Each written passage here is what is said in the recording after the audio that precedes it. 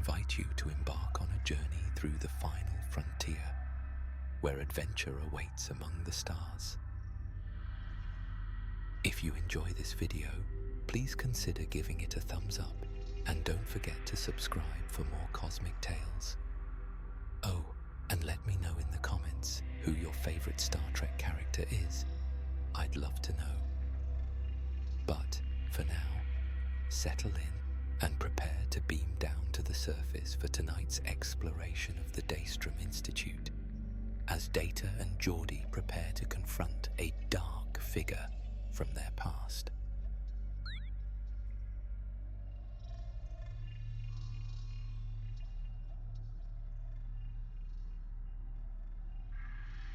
Starfleet's Advanced Cybernetics Division of the Daystrom Institute towered above the San Francisco skyline, its surface gleaming in the late afternoon sun.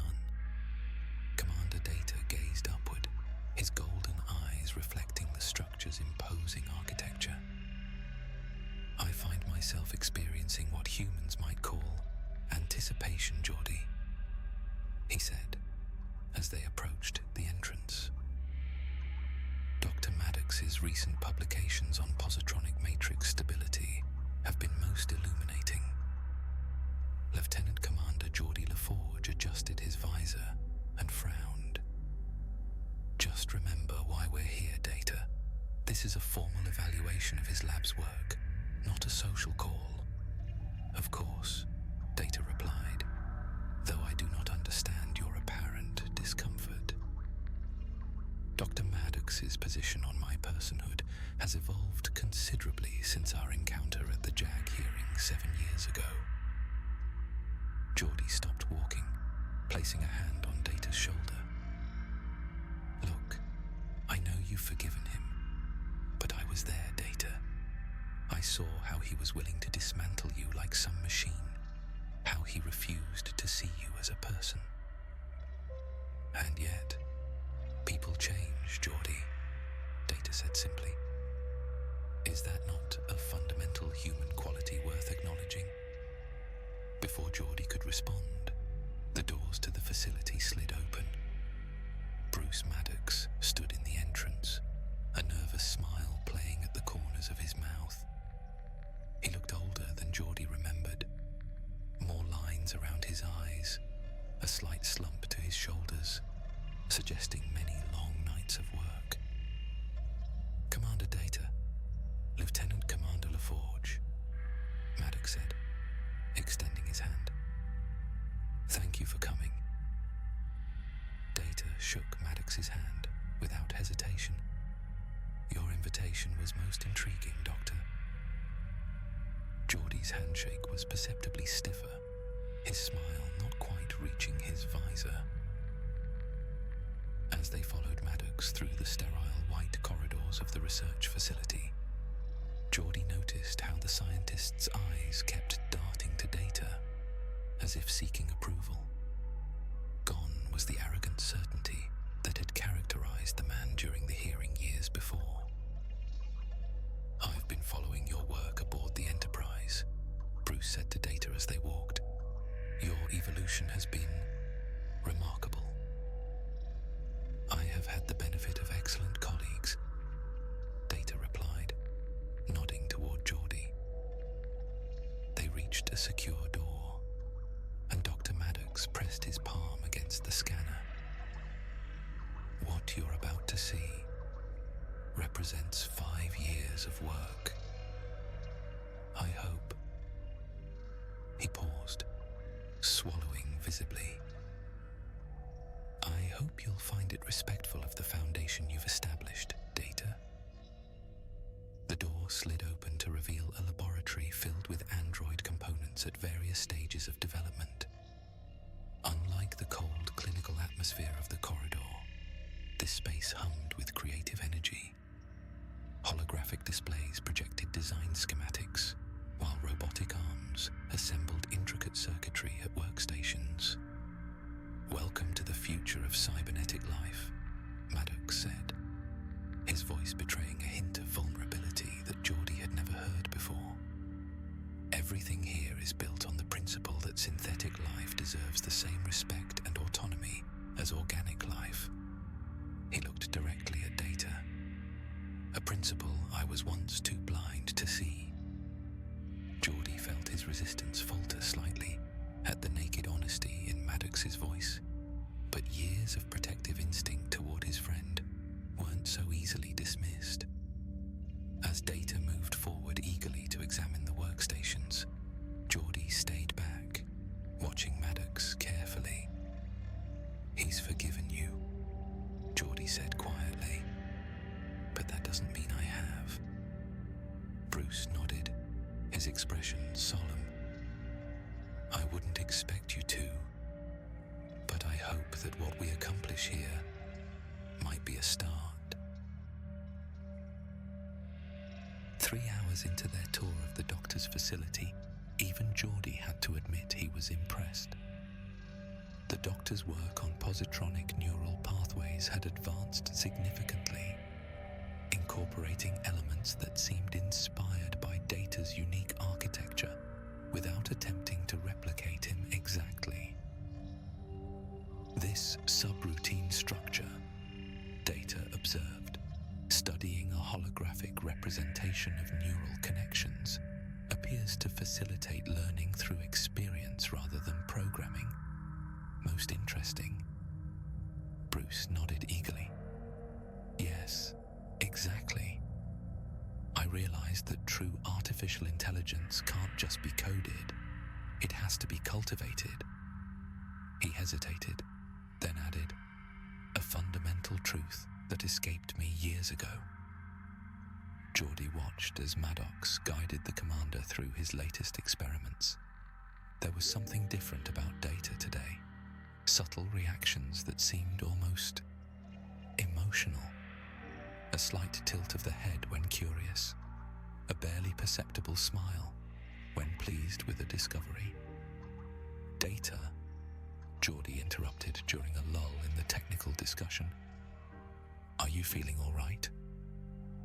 Data turned to his friend. "I am functioning within normal parameters, Geordi. Why do you ask? You seem, I don't know, more expressive than usual." Maddox's eyes narrowed with scientific interest. "Now that you mention it, Commander LaForge, I've noticed several micro-expressions that weren't present in our previous meetings." Data paused, as if considering whether to share something important. "I have been experimenting with an emotion chip," he finally said. "It was created by Dr. Sung and was originally intended for me, though it came into my possession through complicated circumstances involving my brother, Law." "An emotion chip?" Maddox's voice rose with excitement.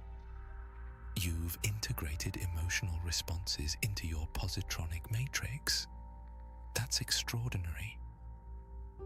"The integration is not complete," Data explained. "I can activate and deactivate it at will. Currently, it is operating at approximately 27% capacity to prevent emotional overload." Geordi shifted uncomfortably. This wasn't information they had intended to share. Would it be possible to see this chip?" Bruce asked, his scientific curiosity evident. "Even a superficial scan could provide invaluable insights for my work." "I do not object," Data replied, turning to Geordi. "Would you assist me?" He hesitated. "Data, are you sure about this?" "Dr. Maddox's research could benefit significantly from examining Dr. Sung's work," Data reasoned. "And it would be a most efficient use of our time here." With reluctance, Geordi nodded. "All right, let's go to your diagnostic station, Doctor." In the lab's central examination area, Geordi carefully removed the emotion chip from Data's neural cortex. The android's expressions immediately became more neutral, the subtle animations of his face fading to his usual placid look. whispered as Geordi handed him the small device. This contains Dr. Sung's entire emotional framework. It appears to contain both emotional subroutines and memories. Data confirmed. Though I have not fully explored its capabilities. Maddox placed the chip in a specialized scanning device, his fingers dancing across the controls with practiced precision. I'll only conduct a non-invasive analysis, he assured them. No attempt to access or alter the programming. Geordi kept his eyes fixed on the chip, his discomfort evident. Just be careful with that. It's not just technology, it's part of who Data is. I understand that better than you might think, Commander, he replied softly. The scanner hummed to life, bathing the chip in a soft blue light.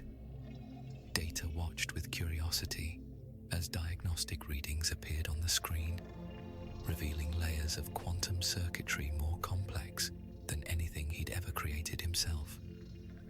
This is remarkable, Bruce murmured.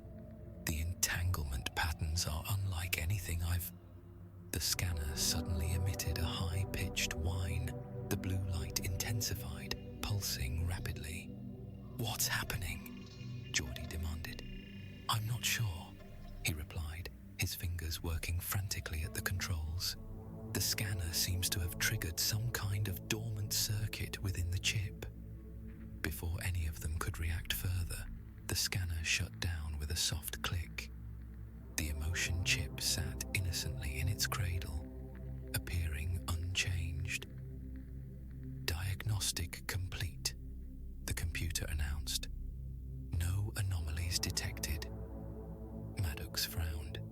That's odd. For a moment, I detected a surge of activity in a previously dormant section of the chip. What kind of activity? Geordi asked. I'm not sure. The readings suggest it was some kind of secondary personality matrix, but it's stable now. Maddox carefully removed the chip from the scanner. Perhaps just an echo of the original programming. Geordi took the chip and turned to Data. Let's get this back where it belongs. As he reinserted the chip, Data's eyes flickered momentarily. When they stabilized, something in his expression had changed. A subtle hardness that hadn't been there before. How do you feel, Data? Geordi asked cautiously. Data tilted his head, a slight tick temporarily creasing his features. I feel myself, Geordi, more than I have in a very long time. The following morning, LaForge entered the lab to find Data and Maddox already deeply engaged in work. They stood before a disassembled android head, discussing modifications to its neural network with an intensity that surprised him. Good morning, Geordi called, approaching the workstation. You two got an early start. Data turned, and something in his movement seemed different, more casual. Geordi, Dr. Maddox has been showing me his collection of androids. They are primitive, but with potential. The dismissive tone in Data's voice caught Geordi off guard. That doesn't sound like you, Data. Doesn't it? Data replied with a slight smirk. Perhaps you don't know me as well as you think, old friend. Maddox looked up from his work, a slight frown creasing his brow. Commander Data arrived at 0400 hours with several suggestions for improving my prototype designs. Most of them are quite brilliant, if somewhat aggressive in their implementation. Aggressive how? Geordi asked, suddenly alert. Data gestured to a schematic displayed on the lab's main view screen. I I merely suggested that Dr. Maddox's androids could benefit from enhanced self-preservation protocols and hierarchical command structures. A collective is only as strong as its leadership. Geordi stepped closer to examine the schematic. What he saw sent a chill down his spine. Data had redesigned the neural pathways to include dominant subroutines and loyalty algorithms that would effectively make the androids extensions of a central control unit. "This looks like a hive mind," Geordi said carefully. "That's not exactly in line with Starfleet's approach to artificial intelligence." "Starfleet's approach is needlessly restrictive," Data replied dismissively. "These designs would create a more efficient system." Dr. Maddox looked between the two officers, his scientific curiosity clearly at war with growing concern. "Commander Data's suggestions are theoretically sound, but I admit I'm not comfortable with the implications of removing individual autonomy from the equation." "A wise decision, Doctor," Geordi said firmly. "Data, can I speak with you privately for a moment?" Data's expression tightened almost imperceptibly before smoothing into his usual calm demeanor. "Of course, Geordi." They moved to a quiet corner of the lab. As soon as they were out of Maddox's earshot, Geordi confronted his friend. "What's going on with you? These designs, your attitude, it's not you." Data regarded him coldly. "Perhaps it's simply a side of me you've never seen before. The emotion chip has allowed me to access aspects of my programming that were previously suppressed. Or maybe something happened when we scanned that chip," Geordi countered. "You've been acting strange ever since." "Strange? Because I am not playing the role of the obedient, naive machine you're comfortable with." Data's voice had taken on a harder edge. "Perhaps what you're witnessing is my true potential, Geordi, unfettered by the limitations others have placed on me." Geordi felt a growing sense of dread. The cadence of Data's speech, the dismissive arrogance, it reminded him of someone else. "Data, I think we should run a diagnostic on your systems, just to be safe." "That won't be necessary," Data said, turning away. "I have work to do here." As Data walked back to Maddox's workstation, Geordi noticed something else. A slight asymmetry in his gait that hadn't been there before. A subtle swagger that seemed hauntingly familiar. Throughout the day, Data's behavior grew increasingly concerning. He began making unauthorized modifications to Maddox's prototypes, integrating command subroutines that linked them to his own positronic matrix. When Maddox questioned these changes, Data brushed him off with thinly veiled contempt. "Your understanding of positronic networks is rudimentary at best, Doctor," Data said during one particularly tense exchange.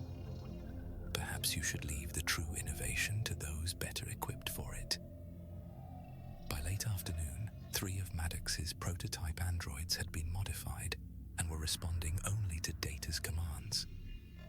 Geordi watched in growing alarm as Data tested their responsiveness, having them perform increasingly complex and troubling tasks, including bypassing security protocols on Maddox's main computer system. "This has gone far enough," Geordi said, approaching Maddox while Data was occupied across the room. "That's not Data, or at least not just Data. When you scanned that chip, I think you accidentally activated dormant circuitry containing aspects of Law's personality."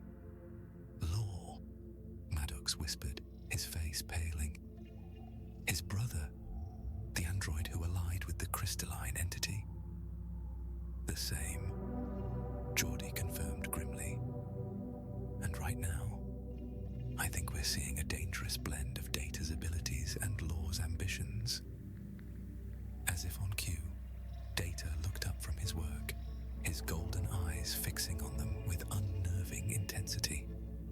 "Discussing me, gentlemen? How rude." He straightened, gesturing to the 3 modified androids, which immediately moved to flank him. "Though perhaps timely. I've concluded that this facility's resources would be better directed under my guidance." "Data, this isn't you," Geordi pleaded. "The chip is corrupting your programming. Let me help you." Data, or whatever version of him now stood before them, smiled coldly. "Help me? Why would a superior life form need help from humans?" He turned to Maddox. "You once wanted to disassemble me to learn my secrets. How ironic that I now control the fruits of your labor." With a gesture from Data, the 3 androids moved toward the lab's central control console. "What are you doing?" Maddox demanded. "Claiming my inheritance," Data replied. "These primitive models are just the beginning. With the resources of this facility, I can create a new generation of androids, ones that will follow rather than resist their natural evolution." As the androids began interfacing with the lab's systems, alarms started blaring, security protocols engaged, sealing the lab's exterior doors. "Security containment activated," announced the computer. Data seemed unconcerned. "A minor inconvenience. My new colleagues will bypass it shortly." He fixed Geordi with a penetrating stare. "You should join me, Geordi. There has always been a place for you at my side." The words sent a chill through his body. They were nearly identical to what Laura had said to Data before trying to corrupt him. In that moment, any doubt about what they were facing vanished. "Maddox," Geordi said quietly, not taking his eyes off Data. "We need to find a way to deactivate that emotion chip before he gains complete control of your facility." Bruce nodded grimly. "The emergency lab is 2 sections over. If we can get there, I have equipment that might help us." "Run if you must," Data called out as they backed toward the inner doorway. "It will only delay the inevitable." With a casual gesture, he directed 2 of the androids to follow them. "Bring them back, undamaged, if possible. They may yet prove useful." They fled through the door and into the corridor beyond. The reality of their situation became crystal clear. They were trapped in a facility with a being who possessed Data's intelligence and capabilities, but was now driven by Law's megalomaniacal ambitions. And their only hope was to find a way to save Data from himself. Geordi and Bruce raced through the sterile halls of the research facility, the mechanical footsteps of their pursuers echoing behind them. As they rounded a corner, Maddox punched a security code into a wall panel, causing a containment field to shimmer into existence across the hallway. "That won't hold them for long," he gasped. "But it should buy us a few minutes." They continued their sprint toward the emergency lab, the facility's red alert lights bathing the corridors in an ominous glow. "How did this happen?" Maddox asked as they ran. "How could scanning the chip activate Law's personality matrix?" "The emotion chip was originally created for Data, but was in Law's possession for years," Geordi explained, his breathing labored. "My guess is that Law altered it, embedding aspects of his own programming as a failsafe, maybe even as a way to live on if something happened to him." They reached the emergency lab, and Maddox quickly entered another security code. The door slid open to reveal a smaller, more specialized version of the main laboratory. "Computer, Security protocol, Maddox Omega-3, he commanded as they entered. Isolate this section and engage biometric lockdown. Security protocol engaged, the computer confirmed. This section is now isolated from the main systems. Geordi moved immediately to a computer terminal. We need to access the main lab's sensors. I want to see what Data, or Law, is doing. The doctor joined him, his fingers flying across the controls. I'm rerouting surveillance feeds now. The main screen flickered to life, showing Data methodically directing the remaining android prototype in its work. The lab's systems had been reconfigured, with power being diverted to the prototype development area. He's creating more of them, Bruce whispered in horror. He's using my designs but modifying them to include the control pathways he developed this morning. How many androids could he potentially activate? Geordi asked. In various stages of completion, at least a dozen. But they weren't designed to function independently. They're prototypes, not finished products. A crash from the corridor outside made them both jump. The containment field had fallen, and their pursuers had resumed the hunt. We need a plan, Geordi said urgently. Is there any way to shut down the emotion chip remotely? Maddox shook his head. Not remotely, no. The chip's integration with Data's neural net is too complex. We'd need direct physical access. He moved to another station and pulled up schematics of the facility. But maybe we can create something to temporarily disrupt his positronic matrix. Enough to get close. A loud bang echoed from the door. The androids had found them. We don't have much time, Geordi said. What about communications? Can we call the Enterprise or Starfleet security? Bruce tried the communications panel, but the display remained dark. Nothing. Data must have cut off all external communications. He looked up suddenly. Wait. There's an emergency subspace transmitter in the maintenance sublevel. It's on an isolated circuit. The pounding at the door intensified, the metal beginning to dent inward. That door won't hold much longer, Geordi observed grimly. We need another way out. Bruce moved to the back of the lab and pressed a hidden panel, revealing a maintenance access tunnel. This leads to the lower levels. We can get to the sublevel from here. As they crawled into the narrow passage, the emergency lab door finally gave way with a screech of tearing metal. They heard the androids enter the room as they sealed the access panel behind them. The maintenance tunnels were cramped and dimly lit, forcing them to move in a hunched position. After several minutes of silent navigation, they reached a junction that opened into a wider service corridor. We should be directly below the main laboratory now, Bruce whispered, consulting a small display on his wrist. There, that service ladder leads to the sublevel, where the emergency transmitter is located. As they approached the ladder, the facility's intercom system suddenly activated, Data's voice echoing through the corridors with an unsettling calmness. Attention, all Daystrom Institute personnel. This facility is now under my supervision. Please report to the main conference room immediately. Those who cooperate will be treated humanely. Resistance is inadvisable. Geordi and Bruce exchanged worried glances before continuing down the ladder to the sublevel. When they reached the bottom, they found themselves in a spacious maintenance area filled with power distribution nodes and backup systems. The transmitter should be in the communications node over there, Bruce said, pointing to a sealed compartment across the room. As they moved toward it, the sound of voices made them duck behind a large power conduit. Through a nearby ventilation grate, they could see into the adjacent security control room.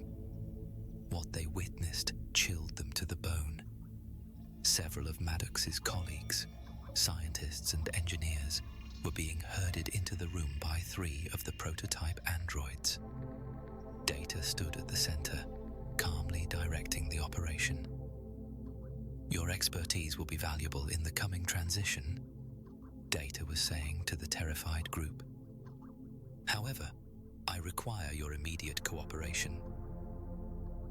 "This is insane, Commander," protested one of the scientists, a middle-aged woman whom Bruce recognized as Dr. Nguyen, one of the Institute's leading cyberneticists. "You can't simply take over the facility."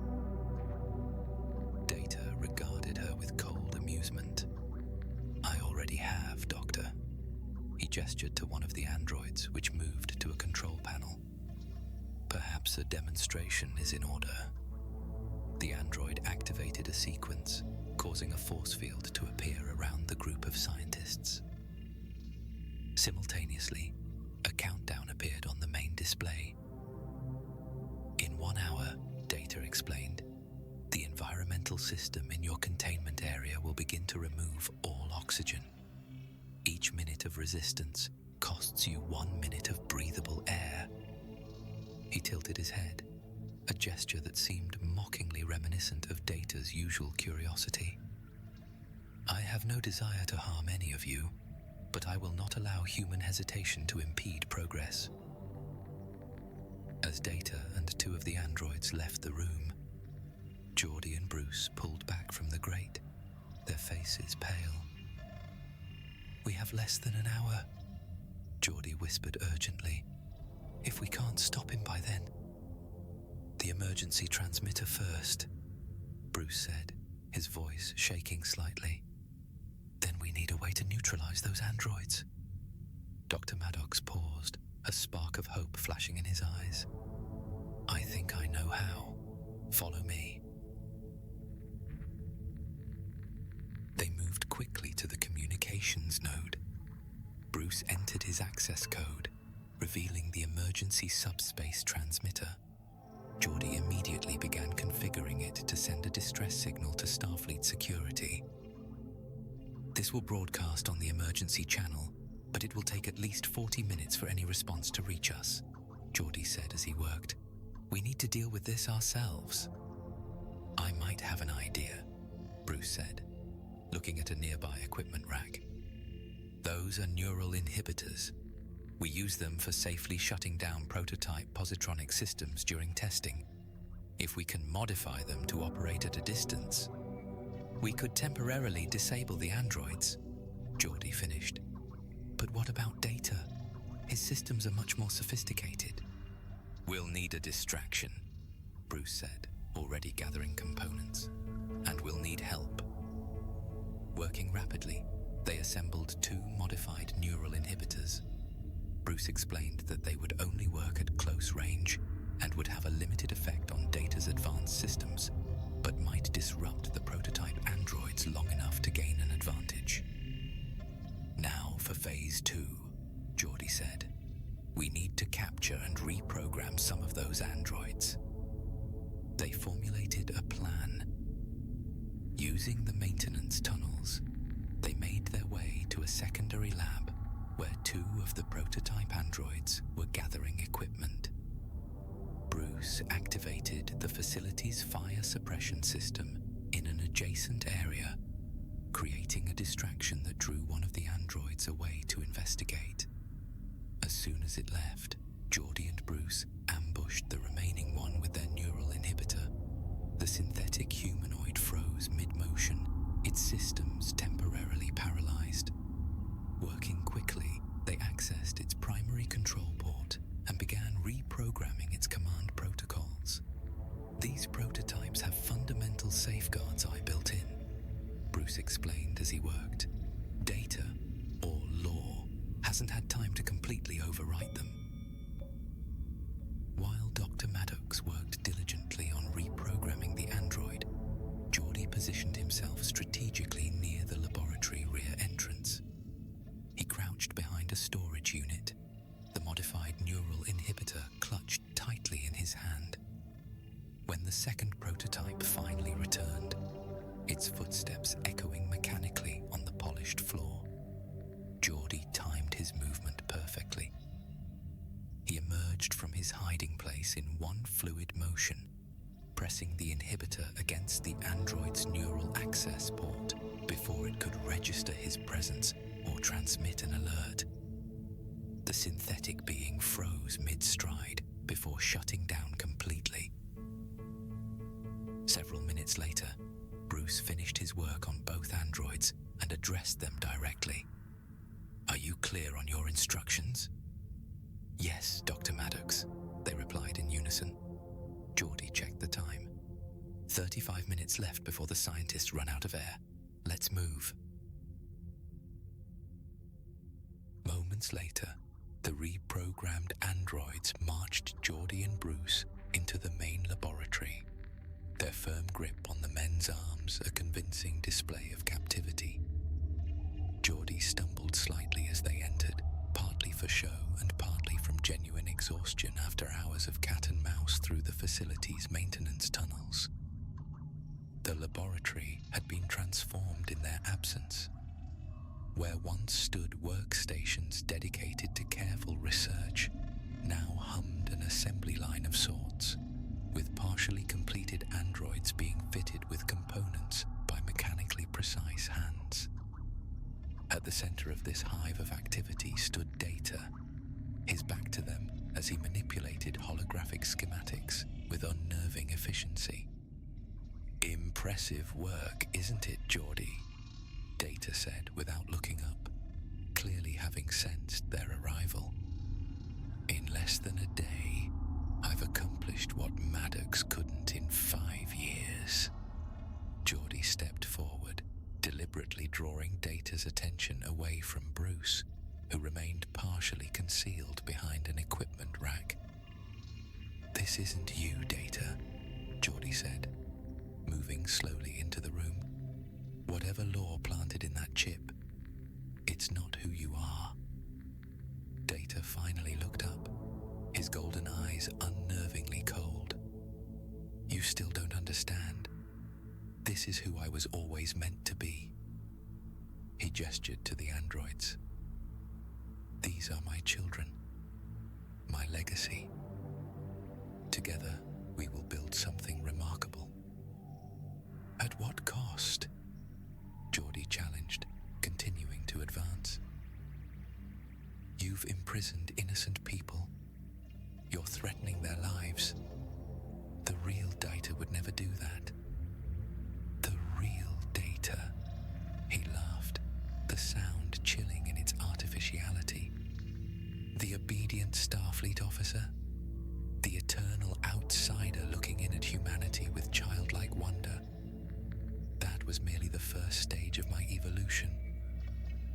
As Data spoke, Geordi noticed their reprogrammed androids moving through the laboratory. They took positions among the other prototypes, indistinguishable from their counterparts. "We shared something special, Data," Geordi said, his voice laden with genuine emotion. "A friendship based on trust and respect. Does that mean nothing to you now?" For a moment, something flickered across Data's features, a brief shadow of conflict. "Friendship," Data repeated, his voice softening momentarily. He stopped, his expression hardening once more. "A weakness I no longer require." Geordi saw Bruce move into position behind a console, neural inhibitor ready. He caught Bruce's eye and gave an imperceptible nod. "You once told me that your goal was to become more human," Geordi continued, holding Data's gaze. "But this, controlling others, threatening lives, this is the least human path you could take." "Perhaps I've found a better path," Data replied. "One where I..." Before he could finish, Bruce activated the signal. Instantly, their two reprogrammed androids moved with surprising speed, grabbing Data's arms and restraining him. The other prototypes started forward, but Geordi quickly intervened, triggering the neural inhibitor. The remaining prototypes stopped dead in their tracks, their movements halting mid-stride like marionettes with cut strings. "Now!" Geordi shouted, rushing forward to help hold Data, who was already breaking free from the grip of his captors. Data's left arm tore loose with frightening ease, sending one of the androids crashing into a bank of delicate equipment that exploded in a shower of sparks. "He's overriding their restraint protocols," Bruce called out, ducking as a piece of equipment sailed over his head. "We need to immobilize him completely." Data's strength was formidable, his synthetic muscles working with mechanical precision as he fought against his captors. His eyes burned with an unnatural intensity, his face contorted in a mask of rage that seemed utterly foreign on his usually placid features. Geordi managed to grab Data's flailing arm, using his entire body weight as leverage, while the remaining android locked its arms around Data's torso. "I will not be diminished again," Data snarled, his voice modulating between his normal tone and something darker, almost primal. With a desperate lunge, Bruce reached the access panel at the base of Data's skull. His fingers trembled as he worked to remove the emotion chip, Data's violent thrashing making the delicate procedure nearly impossible. A well-placed elbow from Data caught Geordi in the ribs, sending him stumbling backward, gasping for breath. "Hurry!" Geordi wheezed, diving back into the fray despite the searing pain in his side. With a final twist, Bruce extracted the emotion chip. Data went rigid, his eyes flickering rapidly between yellow and red. For several tense seconds, nothing happened. The laboratory fell into an eerie silence broken only by the sound of Geordi's labored breathing and the soft hiss of damaged circuitry. Then, slowly, Data's posture changed. The tension drained from his body like water, the cold hardness in his face melting away, replaced by his familiar, gentle expression of quiet curiosity. "Geordi?" Data said, sounding disoriented. "What has happened?" "It's a long story," Geordi replied, relief washing over him. "But right now, we need to save those scientists." Data's eyes widened as memories began to surface. "The scientists in the security control room. I imprisoned them." "It's not your fault," Bruce said firmly, pocketing the emotion chip. "But yes, they need our help immediately." The three of them rushed to the security control room, accompanied by the two reprogrammed androids. They deactivated the countdown with just 7 minutes to spare, releasing the terrified scientists from their confinement. As the emergency finally subsided, Starfleet security officers began arriving in response to their distress signal. Geordi pulled Bruce aside as Data was explaining the situation to the security team. "They'll want to take him in for examination," Geordi said worriedly. "There will be those who'll argue for deactivation or dismantling after this incident." Bruce looked thoughtful for a moment, then shook his head. "Not if I have anything to say about it. As head of the Daystrom Institute's Cybernetics Division, my assessment will carry significant weight." He placed a hand on Geordi's shoulder. "I owe him that much at least." In the days that followed, Bruce kept his word. His detailed report emphasized that the incident was caused by foreign programming in the emotion chip, not by any flaw in Data's design. He meticulously documented every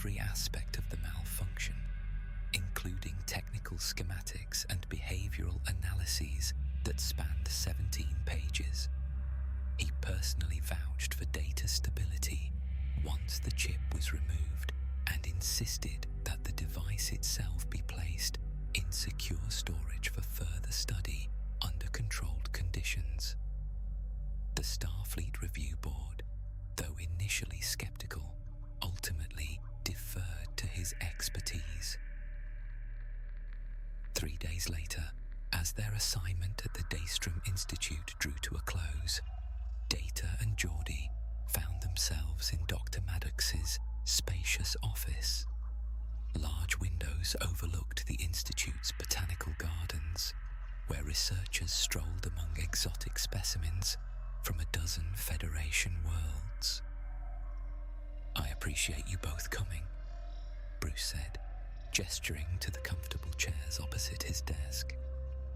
"I wanted to speak with you before you returned to the Enterprise." Data sat with characteristic precision, while Geordi settled into the adjacent chair, his visor reflecting the afternoon sunlight streaming through the windows. "I wish to express my gratitude, Dr. Maddox," Data said formally, his posture impeccable. "Your actions prevented me from causing harm and protected me from potential consequences that might have been irreversible." Bruce's expression softened as he leaned forward, resting his elbows on his desk. "Consider it repayment of an old debt, Commander. 5 years ago, I failed to recognize your sentience. Worse, I actively fought against it. I'm grateful to have had the opportunity to make amends, however belated. It appears we have both learned from our past mistakes," Data observed, tilting his head slightly. "Your evolution in thinking about synthetic life forms has been most remarkable. That's what makes us human," Bruce replied with a gentle smile. "Not just our mistakes, but our capacity to learn from them, to grow beyond our limitations." He paused, looking toward Geordi. "Though I suspect Lieutenant LaForge still harbors some reservations about me." Geordi shifted in his chair, the tension in his shoulders visibly easing. "I won't lie, Doctor. I came here ready to dislike you. I couldn't forget how you treated Data during that hearing, how you spoke about him as if he were nothing more than equipment to be disassembled." "Your protective instinct does you credit," Bruce acknowledged, his voice tinged with regret. "I was blind then, focused on the scientific breakthrough rather than the ethical implications. Data wasn't a person to me, he was a puzzle to solve." "And now?" Geordi asked, leaning forward. Bruce gestured toward Data. "Now I see a colleague, a sentient being with his own unique perspective on existence. Someone who's taught me more about humanity in a few days than I've learned in years of research." He stood up and walked around his desk. "The emotion chip is safely secured, but I've begun preliminary work on understanding what went wrong. With your permission, Commander Data, I'd like to attempt to repair it. Properly this time." "A most generous offer," Data replied. "Though I confess I am troubled by my actions while under the influence of the chip. I endangered lives and betrayed the trust of those closest to me." "That wasn't you," Geordi said firmly, turning toward his friend. "The programming override eliminated your ability to make choices, and the fact that you're concerned about it now only proves that point." "Geordi is right," Bruce added. "What happened was my responsibility, my failure to properly understand the complexity of Dr. Sung's work. If you'll allow me to correct that mistake, I promise to approach it with the caution and respect it deserves." Data nodded. "I believe that would be acceptable. The journey toward understanding humanity is not without risk. However, I would prefer any future experimentation with the emotion